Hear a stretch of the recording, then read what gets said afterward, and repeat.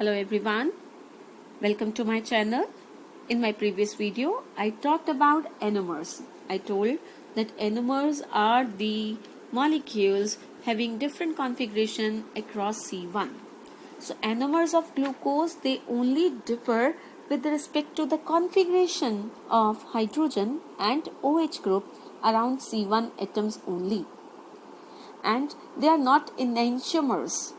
In fact, they are neither non-superimposable mirror images of each other, nor they rotate the plane of polarized light in opposite direction. After this, I am explaining now the mutar rotation. Now, both of these isomers, they differ with respect to their specific rotation. To be more precise, the specific rotation of alpha D glucose is 111.5 degree. And that of beta D glucose is 19.5 degree. But when either of the two forms of glucose is dissolved in water, there is a change, a spontaneous change in specific rotation till the equilibrium value of plus 52.5 degree is achieved. This is known as mutar rotation. Means we can start from alpha T glucose, let us dissolve it in water. Its specific rotation will change from 111.5 to 52.5 degree. Or we can also start from beta T glucose, dissolve it in water. Again, it will come at equilibrium when its specific rotation will start increasing and will become 52.5 degrees. Let us now talk about the fructose. Fructose is another monosaccharide like glucose, and it is isomeric with glucose. It is also called fruit sugar. It is ketohexose, means it contains ketone group and 6 carbon atoms. And it is present in cane sugar, that is sucrose. So it can be manufactured by the hydrolysis of either inulin or by the hydrolysis of sucrose. So here we have the structure of fructose. Now fructose is said to be levorotatory, means with negative specific rotation, means it can rotate the plane polarized light towards the left side. Therefore, it is also known as levulose. Now, open chain structure of fructose contains ketone group at number 2 position. Now, open chain structure suffers from various defects as in the case of the glucose. So, in order to explain the properties of fructose clearly, Fischer gave the representation, Fischer structures for the furanose or for the fructose. Now, according to Fischer structure, we can have alpha D fructofuranose as well as beta D fructofuranose. Now, it can be represented in the form of a ring, which is a 5-membered oxide ring, also called gamma oxide ring. Gamma oxide ring. Now, it has got furanose ring structure. So, furane is heterocyclic 5-membered ring. Hetero means it has got some atom other than carbon and hydrogen, and that is the oxygen atom. So it exists in 2 forms, alpha D fructofuranose form as well as beta D fructofuranose form. Now, structure of furanose, I already told that it can be manufactured by the hydrolysis of inulin or the sucrose. So their hydrolysis gives fructose. Fructose has got furanose ring structure and can exist in 2 forms, alpha as well as beta D form. In case of alpha D form, OH present at the second carbon will be downward, whereas in case of beta D form, it will be at the upward position. So when OH is downward position, it is alpha D form. When OH is in the upward position at carbon atom number 2, it represents the beta D fructofuranose. Now, main difference is that glucose is dextrorotatory but fructose is levorotatory. Now the two forms have got different configuration about the C2 position. So the two forms have different configuration about C2. But fructose does not reduce bromine water. Next is, what are epimers? Epimers means monosaccharides differing in configuration at a carbon other than anomeric carbon, also called the epimers. Means other than the anomeric carbon, if the two isomers differ at any other carbon, then they are called epimers. For example, look at the structure of D-glucose and D-galactose. These two structures, they differ with respect to the position of OH at carbon atom number 4. At carbon atom number 4 in glucose, OH is on right side, whereas in galactose it is on left side. So these two are representing epimers. Similarly, mannose and glucose also, they differ at carbon atom number 2. Now test for carbohydrates. A very simple test for carbohydrate is Molish test. What is this Molish test? In aqueous solution of compound, that is compound, any carbohydrate compound, add solution of alpha naphthol in alcohol and then add concentrated sulfuric acid along the walls of the test tube. A purple colored ring will be obtained at the junction. So this is called Molish test for carbohydrates.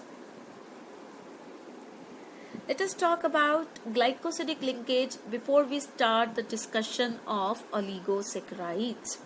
So what is glycosidic linkage? The linkage between two monosaccharide units through oxygen is called glycosidic linkage. That means we have to take two monosaccharide units and we have to remove water from their OH groups. Means OH group of one molecule, OH group of the other molecule will be leading to the loss of water, leaving behind only the oxygen linkage. This ether type linkage is called glycosidic linkage. It can be C1-C2 glycosidic linkage, C1-C4 glycosidic linkage, C1-C6 glycosidic linkage. Let us now proceed to disaccharides, means when two monosaccharide units will be obtained by the hydrolysis. For example, table sugar on hydrolyzing will be giving glucose and fructose. Maltose will give 2 moles of glucose. Lactose will give galactose and glucose. Let's start with the first disaccharide, that is sucrose. Now sucrose is commonly called cane sugar, C12H22O11, and it is a very important disaccharide. We are daily consuming it. The main source of sucrose is sugarcane juice, which contain approximately 15 to 20% of sucrose. Now sucrose on hydrolyzing gives glucose and fructose. It gives equimolar mixture of D-glucose and D-fructose. D plus glucose, D minus fructose means dextrorotatory glucose and levorotatory fructose. Now it has got C1-C2 glycosidic linkage. Alpha D glucose and beta D fructose will undergo glycosidic linkage, which is C1-C2 type glycosidic linkage. Look at the structure. In this structure, C1 of alpha D glucose, it is having OH downward position, and C2 of fructose will lead to the loss of water. As a result, ether type linkage called glycosidic linkage is obtained. Now here the important thing is, what is invert sugar? Invert sugar. When we hydrolyze the sucrose, it produces one molecule of glucose and one molecule of fructose. Now glucose has got the specific rotation of plus 52.5. and fructose has minus 92.4 degree. But the sucrose has got specific rotation of 66.5 degrees. That means sucrose is dextrorotatory while the resultant solutions after hydrolysis is levorotatory. This means that there is a change or inversion in the sign of optical rotation from dextro to levo after hydrolysis. This reaction is called inversion reaction, and equimolar mixture of glucose and fructose is called invert sugar. Now coming to the disaccharides, I have already explained the first disaccharide, that is sucrose, which is a disaccharide of alpha D glucose and beta D fructose. So the first molecule is of alpha D glucose and the second molecule is of beta D fructose. They are obtained by the hydrolysis of sucrose. Let us talk about now lactose. Lactose is called milk sugar. Formula C12H22O11, similar to sucrose.